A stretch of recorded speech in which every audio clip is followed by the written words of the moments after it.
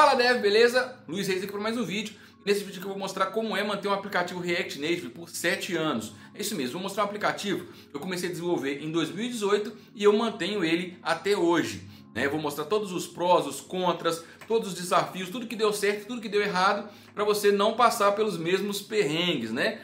A gente está falando de 2018, quando o React Native ainda era um experimento. E eu vou mostrar por que eu escolhi essa linguagem e como é manter um aplicativo por tanto tempo assim. Bora pro vídeo!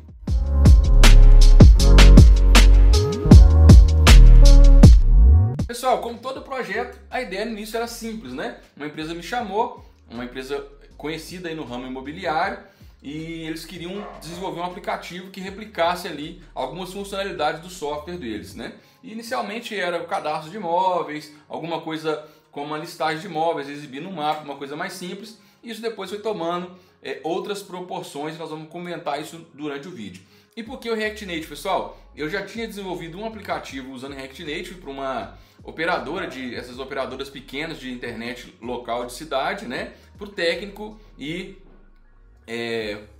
técnico ir organizando as manutenções ali, né? As ordens de serviço, essas coisas, os chamados aí de instalação, esse tipo de coisa. Então já tinha um certo conhecimento ali do React Native, né? Meio que básico, mas eu via que dava para executar esse aplicativo de uma forma eficiente. Anterior a isso, eu já tinha usado algumas outras plataformas, né, como PhoneGap, Intel XDK, né, o Cordova, né, então, que usava aquelas web views para desenvolver, né, desenvolver o aplicativo usando JavaScript, HTML, e esse foi o primeiro aplicativo, esse aplicativo da operadora que eu acabei de citar, foi o primeiro que eu tive um desafio com a WebView não estava ficando legal, né, que era...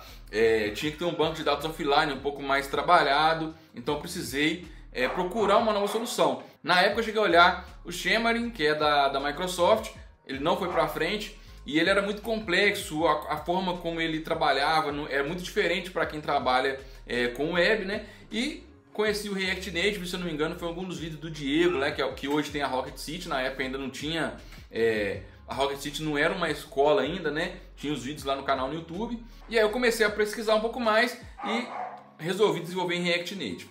E nesse segundo aplicativo foi uma escolha mais fácil em React Native por causa da experiência aí do primeiro app. E com o tempo esse aplicativo foi ganhando corpo, foi ganhando muitos novos usuários, muitas novas funcionalidades que vinham do sistema para o aplicativo. As dependências, né, começaram a ficar inevitáveis, né, algumas, e outras a gente viu que foi atrapalhando, né? Então, esse vídeo aqui eu queria falar muito sobre essas dependências e como a gente contorna isso, qual que é a melhor maneira de trabalhar aí no React Native, principalmente nesses projetos de longo prazo. Um dos primeiros pontos, eu já até falei sobre isso em algum vídeo desse canal, quando eu comecei esse aplicativo, eu tive um prazo muito curto para desenvolver, para entregar uma versão, tinha que fazer uma demonstração numa feira, né? E eu usei uma biblioteca chamada Native Base para fazer a interface. Eu já tinha usado ela no primeiro aplicativo e eu achei que atenderia para o segundo aplicativo. E o primeiro ponto que eu já tive um problema, e vocês vão ver isso, quem desenvolve React Native há mais tempo vai entender isso, foi quando o React Native ele descontinuou alguns componentes, né? E o Native Base ele usa esses componentes para criar os seus por fora. Imagina que eu crio um componente de texto hoje próprio, só que baseado no componente de texto do React Native. O Native Base é mais ou menos isso. Então, a primeira vez que tive um grande problema com esse aplicativo foi quando o React Native descontinuou o componente lista e iniciou o componente flat list, né? Então quem hoje vê o flat list aí, né? Eu comecei a desenvolver esse aplicativo antes de ter o flat list no React Native. Então a gente usava uma lista ou um scroll view para fazer as listagens. E quando eu fui atualizar o React Native, né? Por causa de atualizações de SDK, também nós vamos falar sobre essas atualizações de SDK, o aplicativo simplesmente parou de funcionar. Eu queria fazer uma coisa bem simples, uma modificação simples no aplicativo e o aplicativo não compilava, e quando fui ver era o Native Base que ainda não tinha incrementado ainda essa flat list, né, no seu componente de lista. Então eu já comecei a ver a dificuldade que tem quando você está trazendo muito pacote, muita dependência, muita biblioteca para o seu aplicativo, porque se elas não acompanham todo o desenvolvimento, todas as atualizações de SDK e toda a atualização do React Native, isso gera uma dependência ou você fica com o seu aplicativo sempre atrasado ali, naquele limite ali de publicar, né? Eu vou falar também sobre esses limites de publicação e fica sempre num alto risco, né? Então, uma das decisões que a gente já tomou nesse aplicativo foi, para a parte visual do aplicativo, a gente não usou depois disso mais nenhuma biblioteca. E essa foi uma decisão acertada porque esse aplicativo aqui já é uma versão atualizada, né? Não é como ele foi desenvolvido no início. Em 2020 a empresa contratou um designer para desenvolver essa interface visual do aplicativo, né?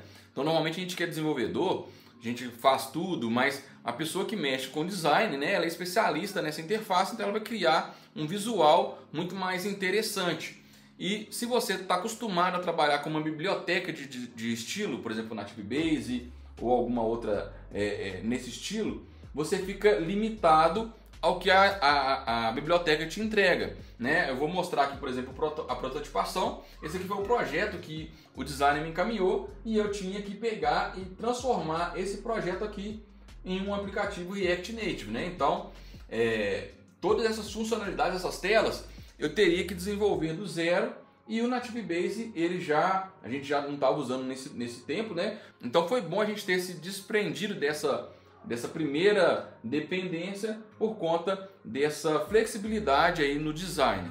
Aqui, por exemplo, já na listagem de imóveis, a gente já tem esse componente aqui, olha, que essas tabs aqui em cima, ó, que você joga para o lado aqui assim, ó, isso eu já tinha que fazer do zero, né? Essas telas foram todas criadas do zero. Esse componente aqui, inclusive tem vídeo no canal desses componentes, né? Esses componentes aqui de filtros aqui, olha, que tem aqui no aplicativo, de Ranger aqui, de Range, né? Eu criei esses componentes e disponibilizei aqui também, tem vídeo desses componentes aqui no canal. Além dessas telas aqui, né? Dos filtros, né? Que a gente tem aqui. Temos telas de clientes, né? Temos telas de atendimentos. Essas tabs aqui também eu fiz na mão, ó. Toda essa animação, essas telas aqui a gente fez tudo na mão. Esses componentes aqui, por exemplo, que troca esse switch aqui, a gente criou também isso na mão, né? E tem vídeo também disso aqui no canal, né? Um componente aqui que a gente tem que não foi desenvolvido do zero é essa agenda, né? É um componente até complexo, mas os itens aqui da agenda a gente criou, mas é uma dependência que eu vou até falar sobre ela também. Essa dependência, por exemplo, na versão 78 para fins do React Native, ela já começou a entrar em loop. A gente tem que fazer uma intervenção diretamente no módulo, né? O que não é nada legal. Quando você vai atualizar, você tem que ficar sempre mantendo ali um patch daquela modificação. Aqui também é uma tela mais complexa, né? de vistoria. Tem uma integração aqui já também com o WhatsApp, né? Então, não vou entrar em detalhes também, mais uma vez, né? Sobre toda a aplicação, mas por exemplo, essas telas aqui todas foram desenvolvidas. Inclusive também tem tela de chat aqui no canal explicando como você desenvolve essa interface aqui, ó. Então essa interface que foi feita toda na mão. Inclusive tem gravação de áudio, né? Esse temporizador, tudo isso aqui. Estava sem permissão aqui, né? Mas aqui, ó, vou começar a gravar o áudio. Esse temporizador, todas essas telas aqui, embora foram inspiradas ali, né? Eu olhei pela tela do WhatsApp, né? Porque é uma integração com o WhatsApp. Todas essas telas foram feitas na mão. Então são telas bem complexas, com bastante funcionalidades, né? E a gente vê que é um aplicativo que não se faz de uma hora para outra, né? Não é um aplicativo simples. E aí entra o ponto principal desse vídeo, que é como que isso se comporta ao longo do tempo, né? Então a gente tem algumas coisas que acontecem que nos forçam a atualizar o código, né? Então o primeiro ponto, pessoal, é o SDK. E a SDK, pessoal, é uma SDK individual do Android e do iOS, né? Elas não trabalham aí em sincronia, né? Não é a mesma hora que lançou uma versão nova do SDK Android que lança do iOS. Então o React Native ele vai tentando aí acompanhar essas modificações.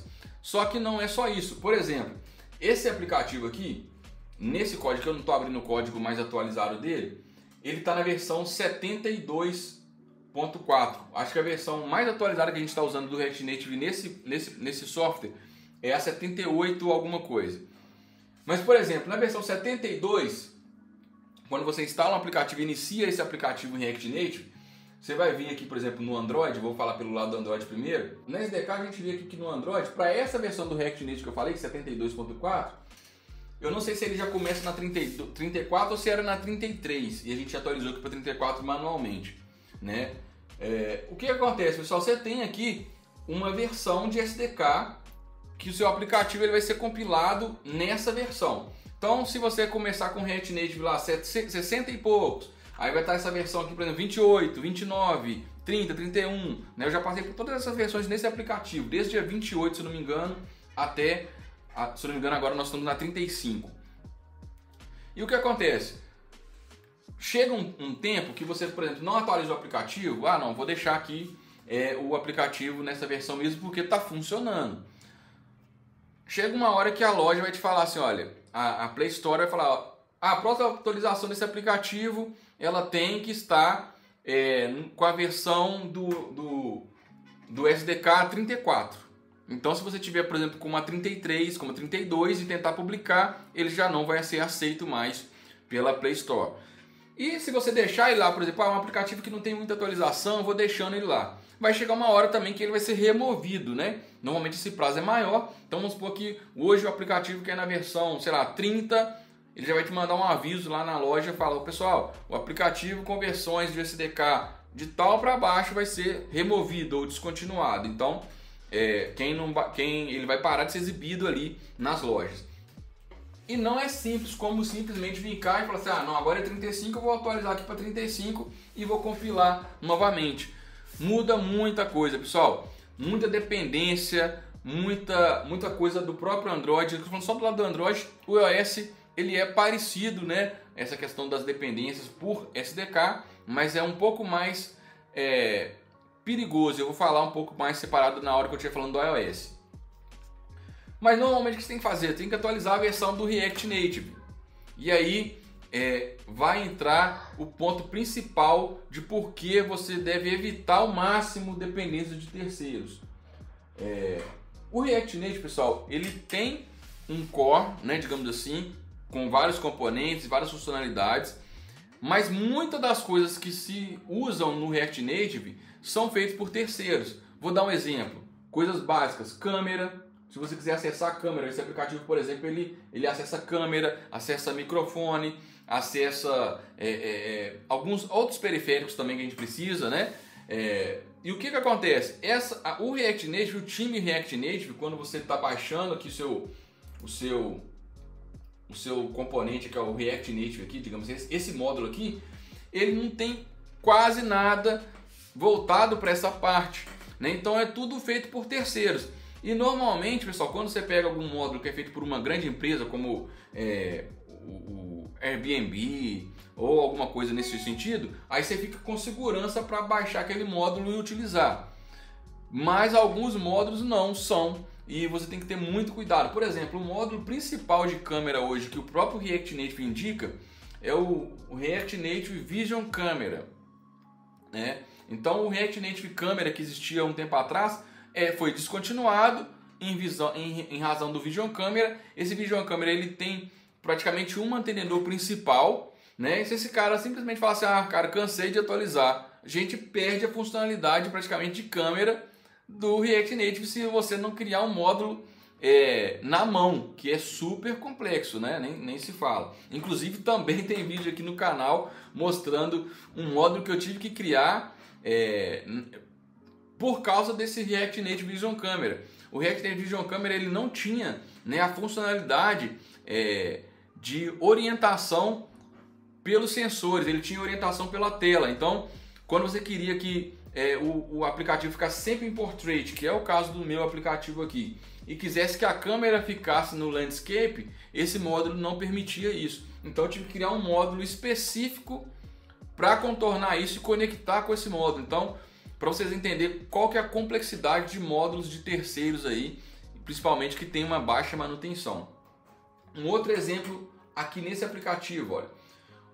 O mapa aqui, por exemplo, é o React Native Maps, e ele tem tanto para Android quanto para iOS, e ele tem a opção de usar o mapa do iOS nativo ou o Google Maps. Só que ele não tem uma funcionalidade que é crucial para um aplicativo, que é esse cluster aqui. Que é o cluster, pessoal? Que é quando você agrupa, por exemplo, olha, nesse miolo aqui eu tenho 520 imóveis. Não dá para eu colocar 520 pinos desse aqui. Então eu vou clicando aqui e ele vai aumentando, né? E aí, por exemplo, quando eu pego um cluster menor, por exemplo, igual esse aqui com 8, eu já abro aqui os imóveis que são naquele cluster, né? Então, esse cluster, por exemplo, ele não é um componente que está dentro do React Native Maps. Então você tem um React Native Maps Clustering, que é uma outra biblioteca. Essa biblioteca, por exemplo, ela parou de ser atualizada já tem 5 anos. Ou seja, eu comecei esse aplicativo tem 7 anos, 2 anos depois, essa biblioteca parou de ser atualizada. E agora, na versão mais recente do React Native e eu vou falar, quando eu falar do iOS, eu vou falar sobre isso, essa biblioteca já não funciona mais. Ou seja, eu tenho que criar essa funcionalidade de cluster na mão. É um desafio que eu estou enfrentando aqui atualmente. Então, é para vocês verem como que é arriscado você pegar um aplicativo de longo prazo e trabalhar com React Native se você tiver assim afobado demais e poxa, eu preciso de um card, vou pegar uma biblioteca que desenha um card na tela. Eu preciso de fazer uma integração X, vou pegar uma biblioteca. Então, o máximo que você conseguir evitar de pegar biblioteca de terceiro, evite, né? Não preocupe tanto com o tempo, né? Hoje a biblioteca de terceiros ela vai te ajudar para você ganhar tempo de desenvolvimento. Mas se você puder optar entre tempo e desenvolver na mão, e se tiver esse tempo para desenvolver na mão, faz na mão, porque você corre um grande risco de ficar na mão futuramente. E eu estou falando de bibliotecas importantes, por exemplo, o React Native, eles continuou, por exemplo, o Async Storage e jogou para uma biblioteca de terceiro da comunidade, né? Tem a biblioteca da comunidade também. Então, assim, muita coisa você acaba não tendo como escapar, né? Para você não criar tudo na mão, por exemplo, olha, eu uso o React Navigation. Você criar a navegação toda na mão, criar toda essa estrutura, é complicado. E essa biblioteca, por exemplo, Navigation, ela é muito bem mantida, né? Então, quando for instalar alguma biblioteca, o principal que você tem que olhar, pessoal, vai lá no GitHub e olha qual foi a última vez que teve atualização. Já tem 2 anos, 3 anos? Foge dessa biblioteca, procura uma outra solução, uma outra alternativa. E outras integrações, como por exemplo, notificações externas. Esse aplicativo aqui ele trabalha com OnSignal, então eu recebo notificações com o aplicativo fechado. Quando eu clico numa notificação, né, vou dar um exemplo aqui com o aplicativo aberto, né? Mas eu clico numa notificação aqui, ele direciona direto para o módulo que é de direito, né, digamos assim, para o atendimento, ou para o cliente, ou para a vistoria, se for o caso, né, nesse aplicativo. Então essa parte de navegação, deep links, muita coisinha que você precisa fazer, configurar, não tem como você fazer na mão, né? Não fazer do zero, né? Seria assim, exigiria muito conhecimento de cada plataforma individualmente para você conseguir implementar no React Native. Então, nada mais justo, né, do que usar uma biblioteca de terceiros. O meu ponto é exatamente você não usar, principalmente para questões visuais. Eu preciso de fazer esse carinha aqui, por exemplo, de trocar de tabs. Faz na mão, é simples, né? Não use a biblioteca para fazer coisas que você consegue fazer na mão de forma simples. Falando um pouco do iOS, por que eu acho que o iOS é ainda pior essa questão das atualizações? O iOS ele tem uma questão que é o seguinte, pessoal. Ele chega um ponto que, igual na loja do Android, né? Ele fala, olha, a mínima versão que você precisa para subir agora nós estamos agora na 18, né? Precisa da SDK 18. Então, se você tiver na SDK, por exemplo, 17,5, ele não vai aceitar. E aí você parece que é simples, né? Poxa, eu vou baixar uma nova versão do React Native, como é no Android, e a nova versão ela vai vir com a SDK mais atualizada. Só que no iOS não acontece isso. Por quê? Porque quem carrega essa SDK é o Xcode no iOS. É um software específico do iOS, do macOS, né, no caso. E aí como é que a gente faz? O Xcode precisa ser atualizado.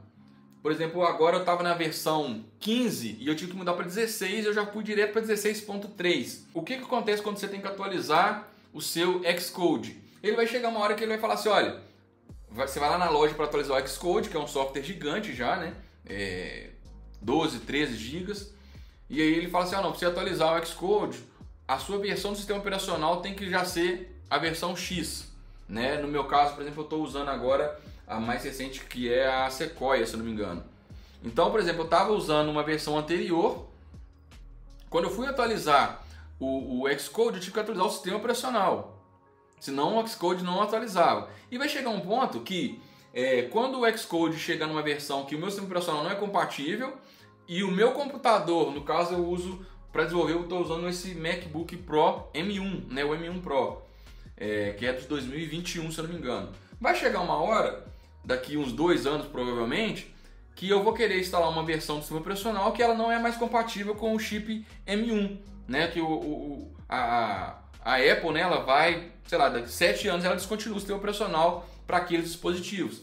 Então, eu teria que atualizar meu Xcode, mas eu não consigo porque o meu sistema operacional não pode ser atualizado, e aí eu fico com uma máquina boa, cara, e eu não consigo mais desenvolver para a Apple por conta desse versionamento, né? Então é uma coisa também para se ter em mente. Eu, nesses 7 anos, eu já tive que trocar de máquina algumas vezes, né? Eu comecei desenvolvendo na época, era um MacBook Pro 2011 ou 2014, aí depois eu passei para 2014, depois para 2017 e depois eu troquei por esse aí.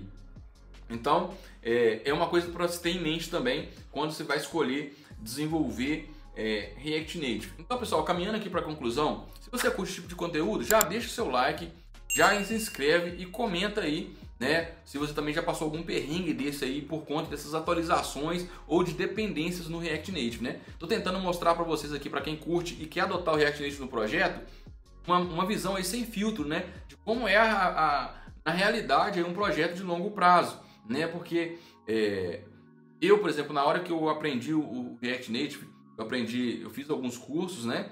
E no curso, pessoal, é tudo mil maravilhas, porque você vai normalmente fazer um projeto um pouco menor e você não vai dar continuidade naquele projeto. Então, a escola ali que está te ensinando, o professor que está te ensinando, ele não tem esse compromisso com esse longo prazo, né? Então, você não vai aprender, por exemplo, sobre esses bugs que você vai ter, sobre essas dificuldades com a atualização de SDK, essas dificuldades com publicação de aplicativo, com versionamentos anteriores, né? Se você quiser saber mais sobre isso, quiser alguns casos mais práticos, ou se tiver alguma dificuldade, quiser deixar o comentário aí, fique à vontade. Mas o meu papel nesse vídeo era isso, mostrar que vale a pena, é legal para utilizar, mas em longo prazo não é a mesma coisa do que você aprendeu ali no curso de programação.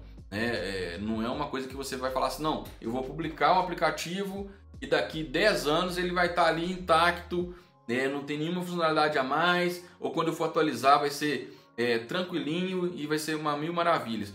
Inclusive, uma dica extra que eu queria dar para vocês é o seguinte, né? Tanto o Expo quanto o React Native tem opções de atualização por fora da loja, né?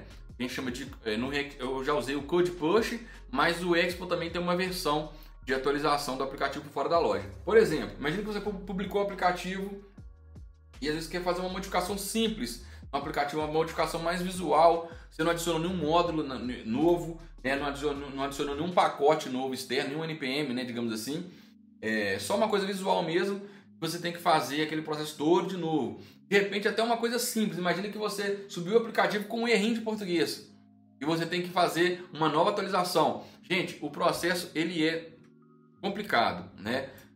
Você tem que compilar o aplicativo, né, atualizar o código da versão, subir para as lojas, mostrar por que está modificando, aguardar a revisão. Então não é instantâneo, né? E não é simples, né? Então às vezes tem aplicativos que demoram 2, 3 dias para atualizar, tem os que atualizam mais rapidamente, né? Um dia ainda falo sobre essas questões de loja, como que você consegue uma revisão ali mais favorável, como que você faz para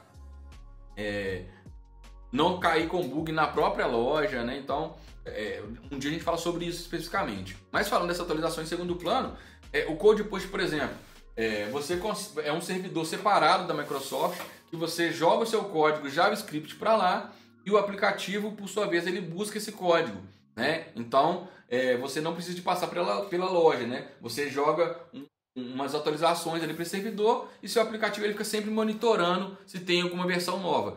Você só não vai poder usar isso quando tiver um código, por exemplo, olha, eu adicionei um módulo de câmera, por exemplo, ou adicionei um módulo NPM e não foi compilado. Então, nesses casos, não funcionaria, né? Aí você tem que realmente fazer uma atualização. Mas para atualizações rápidas e pequenas e atualizações visuais principalmente, não fica passando pela loja o tempo inteiro, porque é um prejuízo também, né? Você vai demorar muito mais e ainda corre o risco de você, como eu falei, pegar um errinho de português ali e ficar com aquele errinho em 2, 3 dias ali, porque você não vai conseguir atualizar, tem que esperar a Apple fazer o review, o Android fazer o review e por aí vai. Então é isso aí, pessoal, espero que vocês tenham gostado desse vídeo. Mais uma vez, curte, comenta, compartilha esse vídeo, se inscreva no canal, comente aí sugestões para novos conteúdos, né? Principalmente conteúdo aí que não é no nível tão básico, né? Coisa que você não vai encontrar tão facilmente na internet aí. E assim que der, né, a gente grava mais vídeos aí para vocês. Valeu demais por assistir até aqui e até a próxima!